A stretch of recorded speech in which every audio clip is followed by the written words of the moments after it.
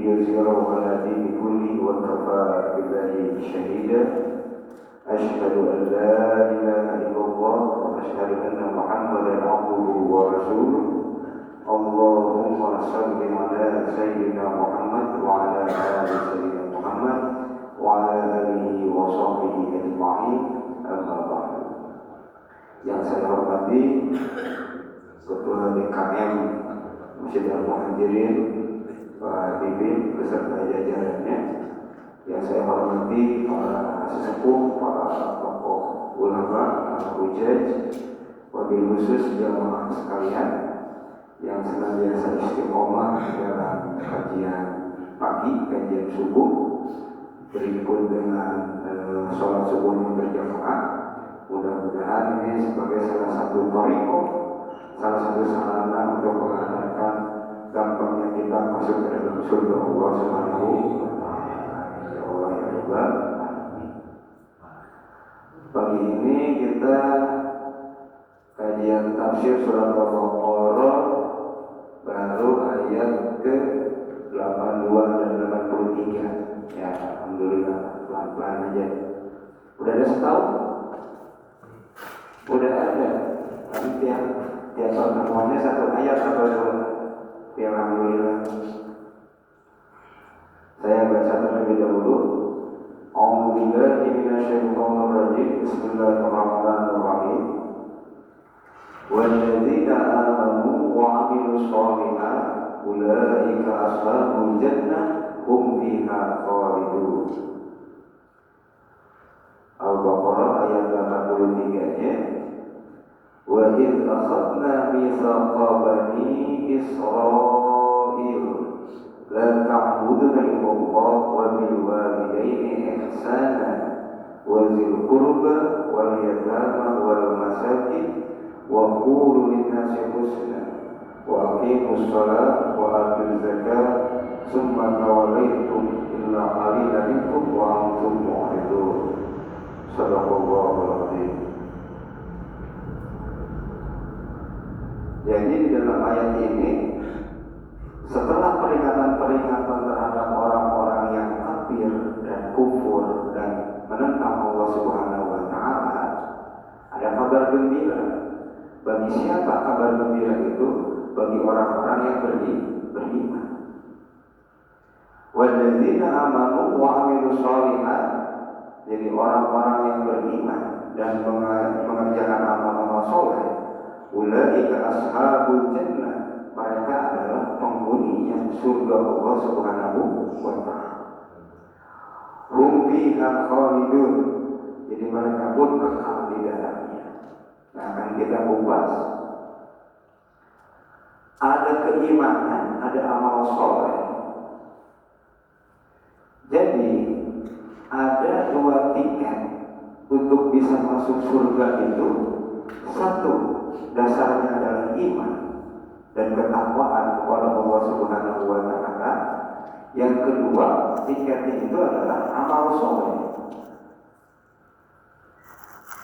Jadi siapa mereka yang melakukan amal soleh, yang telah mengaktualisasikan konsep-konsep agama, ajaran-ajaran syariat Islam, maka iman itu adanya di dalam hati seseorang, sementara amal soleh adalah di dalam prakteknya, di dalam aplikasinya.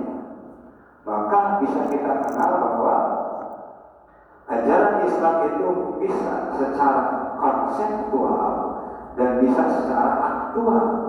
Yang dua-duanya ini harus mampu.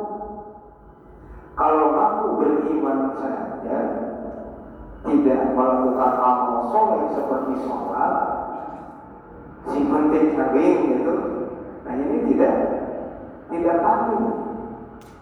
Jadi tiket surga itu dengan dua fondasi, satu iman, kedua amal soleh. Jadi kalau keimanan yang kokoh, amal solehnya tidak ada, maka keimanan yang kurang sempurna. Jadi perpaduan antara dua tingkat itulah yang akan meraih surga tadi. Jadi gambarannya kalau segini jauh gitu, Di sini surga fondasi dasarnya adalah iman dan amal soleh. Kalau imannya ada, amal solehnya tidak ada, susah untuk menggapai surga yang Allah Subhanahu Wa Taala. Maka ajaran-ajaran Islam yang kita pelajari di dalam Al-Quran dan Hadis itu disebut dengan konseptual. Kapan bermaknanya? Ketika kita mengaktualisasikannya, yang disebut dengan amal soleh. Jadi kalau kita runut ke kajian Imam Al-Ghazali itu al-ilmu puluhan dunia. Kita belajar tafsir pagi ini surat Al-Baqarah, dunia urusannya. Atau kita belajar tafsir Ibnu Katsir, Sayyid Qutb, tafsir Fakhrul Razi dan sebagainya. Pagi ini kita tuntaskan 7 kitab tentang dunia. Kapan menjadi akhiratnya? Wal akhiratu minhu al-amalu bihi. Akan menjadi amal-amalan akhirat itu kalau sudah diaplikasikan, kalau sudah diamalkan. Jadi ilmu keislaman itu bukan untuk memupuk otak kita dengan berbagai ilmu sehingga kita disebut dengan wahyu, tetapi satu ilmu kita ketahui, contohnya duha itu bagus, kita laksanakan, itu disebut dengan amal soleh. Jadi tujuan ajaran agama Islam itu bukan untuk menumpuk ilmu pengetahuan keagamaan atau secara Islamologi. Maka ayat di dalam Al-Quran selalu bergandengan walladzina amanu wa amilus sholihat. Itu selalu bergandengan. Karena nggak bisa iman tanpa ada aplikasi, iman tanpa ada ritual, nggak bisa. Kira-kira begitu. Nah kalau sudah bisa menggandeng kedua-duanya, maka segitiganya tadi surga yang dijanjikan oleh Allah Subhanahu Wa Taala itu adalah surga yang kekal, yang abadi, dihadiahkan untuk orang-orang yang beriman dan beramal soleh. Kalian silakan bapak-bapak kopi dulu. Salah.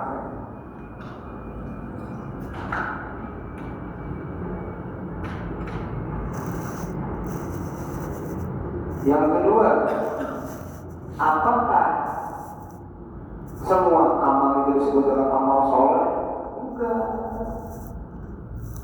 Contoh, kita ngumpul, kita melihat sesuatu yang lucu, terus kita ketawa, itu bukan amal soleh. Itu secara medis aja. Jadi kalau kita ketawa itu olahraga pipi, olahraga wajah, sehingga orang yang banyak senyum, banyak ketawa, insya Allah awet muda. Gitu. Kapan sebuah amal disebut amal soleh? Satu, harus berdasarkan tuntunan syariat. Syariat yang termaktub di dalam Al-Quran yang telah dicontohkan oleh para nabi kita, terutama baginda kita Nabi besar Muhammad Sallallahu Alaihi Wasallam. Yang kedua, merujuk kepada perilaku baginda kita Nabi besar Muhammad Sallallahu Alaihi Wasallam. Jadi harus sesuai dengan syariat, harus sesuai dengan contoh para anbiya wal mursalin. Yang ketiga, disebut dengan amal soleh itu sesuai dengan akal sehat. Akal sehat urutannya nomor kesekian. Yang utama adalah disebut amal soleh sesuai dengan syariat, sesuai dengan ajaran. Kedua, sesuai dengan contoh-contoh perilaku para anbiya wal mursalin, terutama contoh dari baginda kita Nabi besar Muhammad Sallallahu Alaihi Wasallam. Yang ketiga, sesuai dengan akal sehat. Mana sesuai dengan akal sehat? Contoh, ini sebentar lagi kita akan ada acara Idul Kurban atau akan ada acara Idul Fitri. Lalu akal sehat kita punya pendapat bagaimana kalau kita kerja bakti untuk membersihkan masjid. Jadi amal soleh. Dari mana? Dari dasar akal yang sehat. Jadi akalnya ini luar biasa Pak. Bisa mengentaskan problematika itu secara keilmuan itu 75% problematika bisa diselesaikan oleh akal kita. Tapi finisnya tetap agama.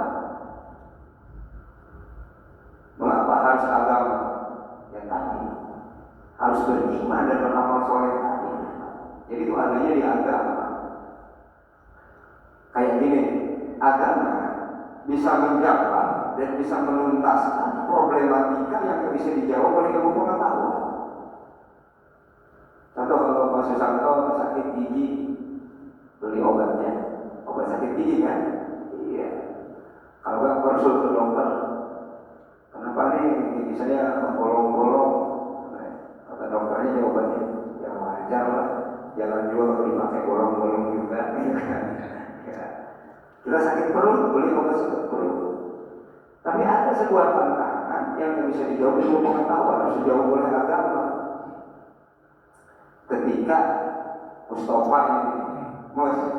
Ketika Mustafa ini merasa kecewa gitu, karena ditolak oleh janda gitu. Gitu. Apakah kita langsung ke dokter? Dok, saya minta resep anti kecewa, kan nggak bisa. Adanya di mana? Di agama. Maka amal soleh dianggap itu sesuai dengan dianggap sebagai amal soleh, sesuai dengan syariat, sesuai dengan syurah nabawiyah. Ketiga, sesuai dengan akal sehat. Jadi akal itu juga luar biasa. Dan di dalam Al-Quran itu untuk menggali potensi akal pikiran kita itu banyak banget. Tapi tetap inisinya ada di ajaran agama. Orang barat sok-sokan gitu kan. Oh ternyata Tuhan itu bisa kita ketahui lewat akal. Udah setuju lah. Kalau gitu kita harus berterima kasih kepada Allah atau kepada Tuhan. Ya setuju juga. Pertanyaan ketiga, bagaimana cara berterima kasih kepada Allah? Akal mentok akal. Karena berterima kasih kepada Allah itu adalah dalam bentuk ibadah yang dasarnya iman. Bisa nggak ibadah kita akal-akalin? Nggak bisa. Ibadah mah harus ada.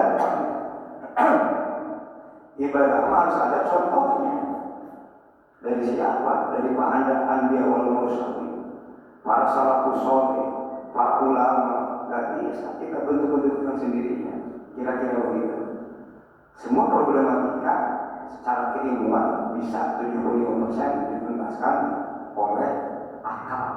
Tetapi finisinya tetap ada di ajaran agama.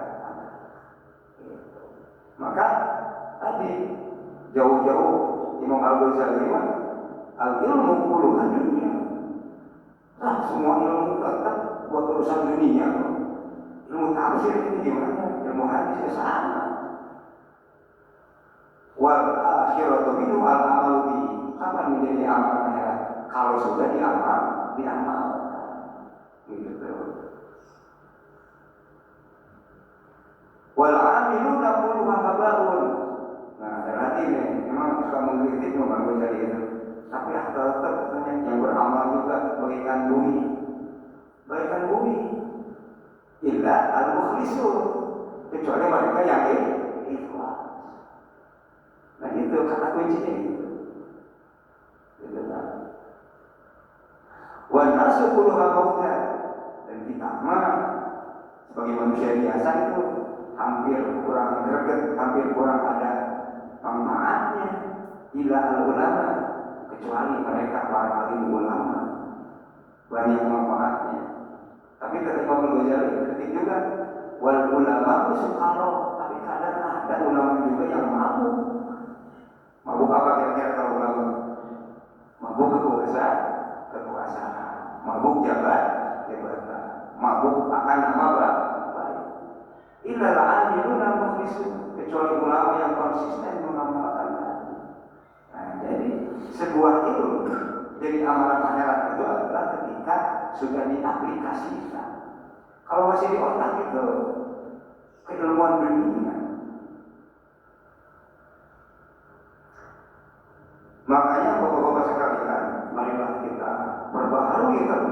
keimanan kita. Dan amal soleh yang banyak ini harus kita pupuk terus, sehingga gandengan antara iman dan amal soleh itu terkait. Bagaimana keterkaitannya nanti akan dijelaskan di dalam ayat yang selanjutnya. Jadi sholat kita itu yang kita laksanakan harus mengilhami, harus menginspirasi perilaku-perilaku kita di luar sholat kita secara ritual. Kira-kira gitu. Makanya sholatnya dianggapnya bermakna. Ayat yang lain mengatakan inna sholat tanha 'anil fahsya'i wal munkar. Kita sholat, kalau perilaku kita sudah bisa mencegah perbuatan keji dan munkar, maka sholatnya sukses, sholatnya bermakna. Kira-kira gitu. Kalau masih ritual saja, dapat pahala dari Allah Subhanahu wa Ta'ala. Lewat tetangga, bikin musuhan dengan tetangga.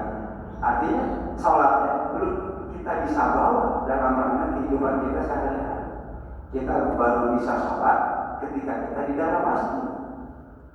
Kan sebenarnya harus meluas, harus melebar. Tidak hanya kita kuat berjamaah di dalam masjid, tetapi secara personal sikap kita dan amal soleh kita itu diilhami oleh sholat kita menjadi soleh terhadap tetangga, rukun dengan tetangga, syukur-syukur bisa bantu terhadap tetangga. Di situ yang disebut dengan al-amalu wal akhiratu minhu al-amalu. Jadi disebut dengan akhirat itu ya, kalau sudah diaplikasikan dari amal kita. Surga, apa surga itu? Surga adalah tujuan terakhir kehidupan umat manusia yang mendapatkan nikmat yang abadi, kekal selamanya, yang tidak ada bandingannya dan tidak bisa ada gambarannya. Karena saking gedenya reward pahala dari Allah Subhanahu wa Ta'ala, maka hadiahnya dari Allah Subhanahu wa Ta'ala adalah berjanji adalah surga Allah Subhanahu wa Ta'ala. Ada berapa nama surga itu? Dulu ya, waktu dulu kita masih COVID itu masih ada di YouTube-nya mungkin. Ada surga Firdaus, surga Naim, surga Mahwa, surga lagi Darul Maqamah, Darussalam, ada nama-nama surga dan sebagainya. Yang paling tinggi adalah Jannatul Firdaus ini surga. Jadi surganya Firdaus. Tetapi terlepas dari itu, bahwa untuk mendapatkan surga itu enggak gampang. Tiket itu harus kita bisa persiapkan iman dan amal soleh. Permasalahannya, semua perbuatan kita nggak bisa diklaim sebagai amal soleh, karena amal soleh itu harus sesuai dengan syariat, sesuai dengan metodologi Rasulullah. Contoh para anbiya wal mursalin, para salafus soleh, para ulama dan sebagainya, harus di dalam ibadah itu harus teruji, harus ada standarnya. Yang ketiga sesuai dengan akal sehat. Itu baru disebut dengan amal soleh. Mana akal sehat tadi gotong royong atau bangun jembatan dari kampung kita ke kampung kelor itu terputus oleh sungai. Maka ketika kita gotong royong bangun jembatan biar silaturahim itu terjaga, maka itu sebagai amal soleh yang lahir dari akal yang sehat. Cuma porsinya tetap inisinya di bawah agak. Kemudian selanjutnya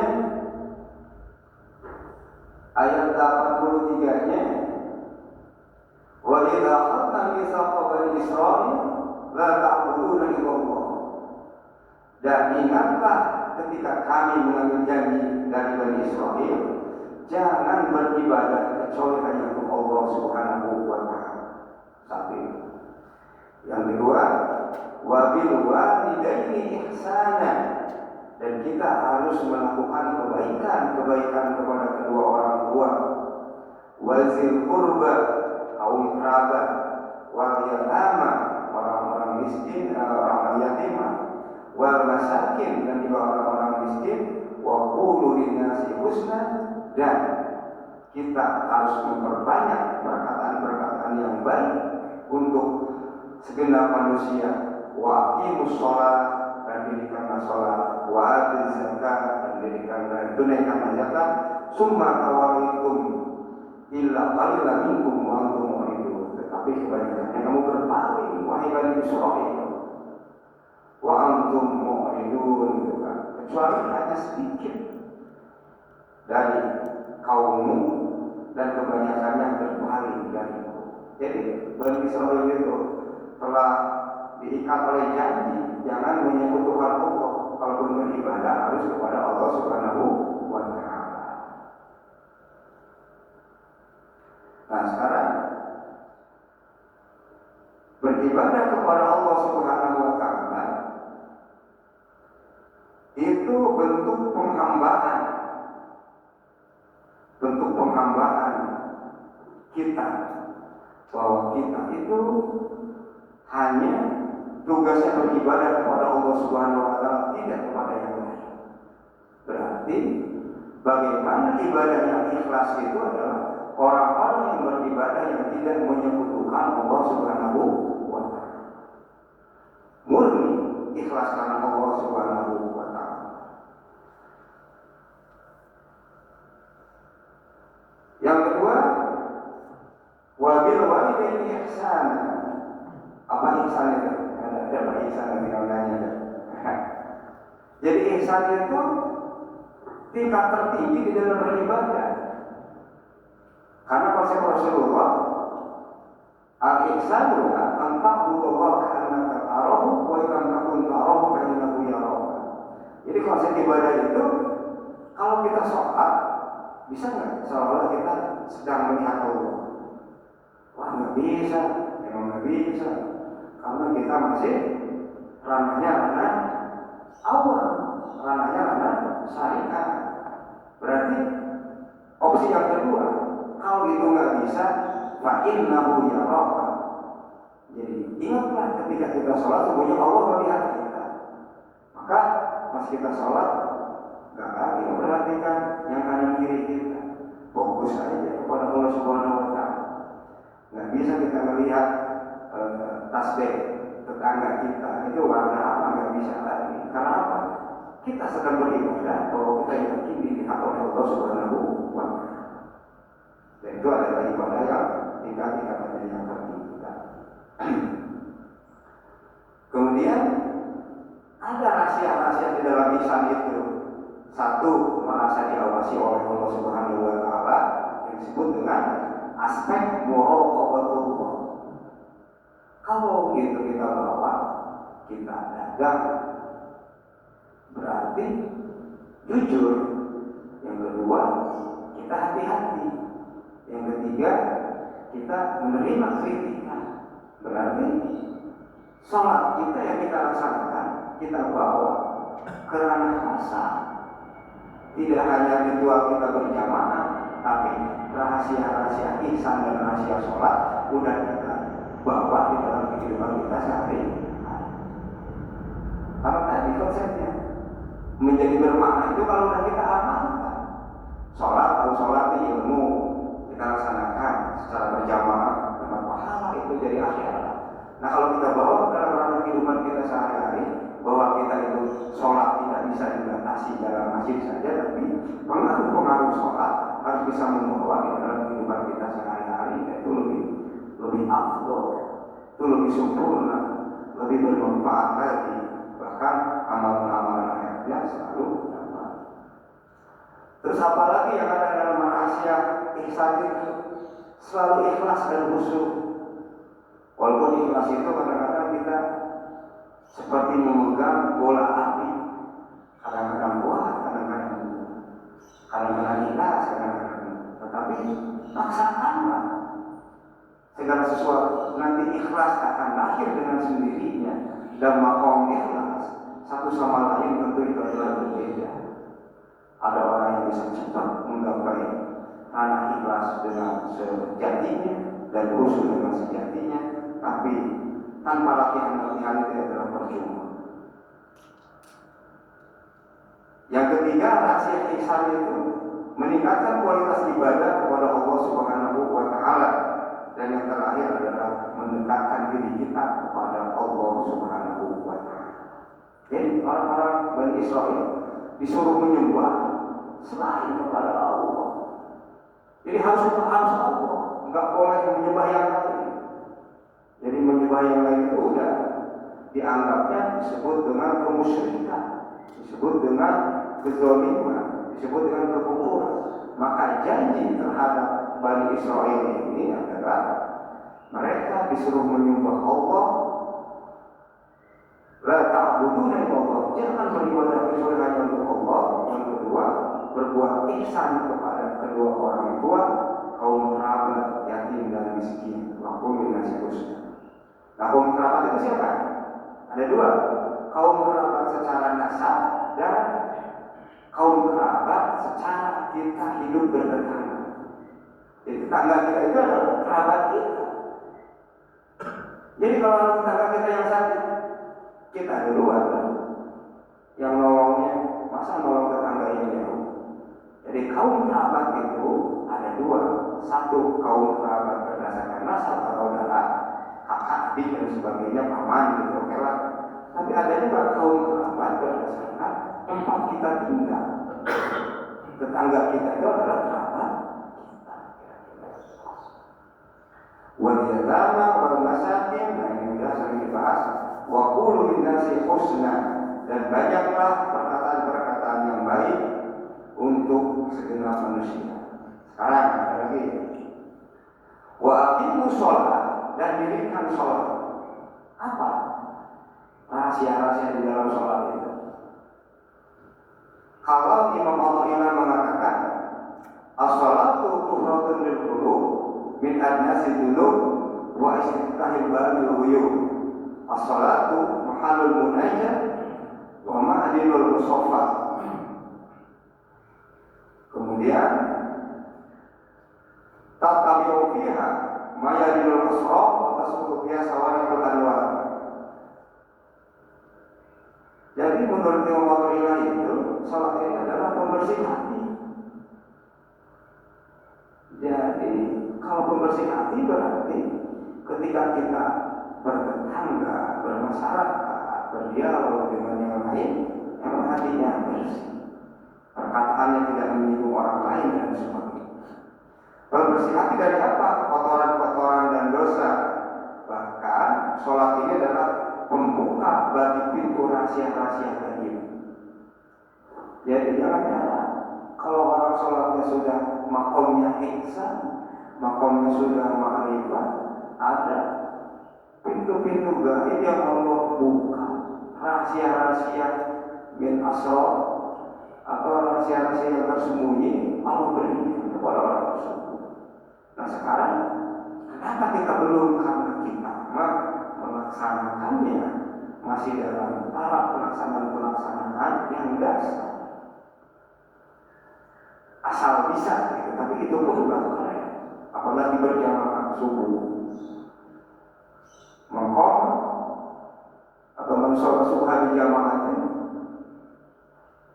Maka anak mengkoma tuladaya.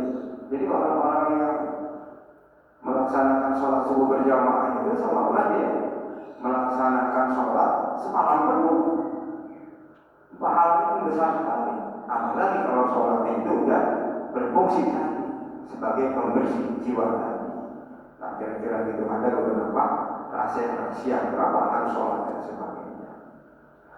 Dan sholat adalah kesempatan untuk bermunajat dan penjernihan jilma, yang mana wilayah-wilayah rahasia terbentang begitu luas dan cahaya-cahaya Allah berkilau di dalamnya. Jadi kalau orang-orang yang sholat berrahasianya di dalam hatinya itu penuh dengan cahaya-cahaya ilahi, maka marilah kita gapai itu.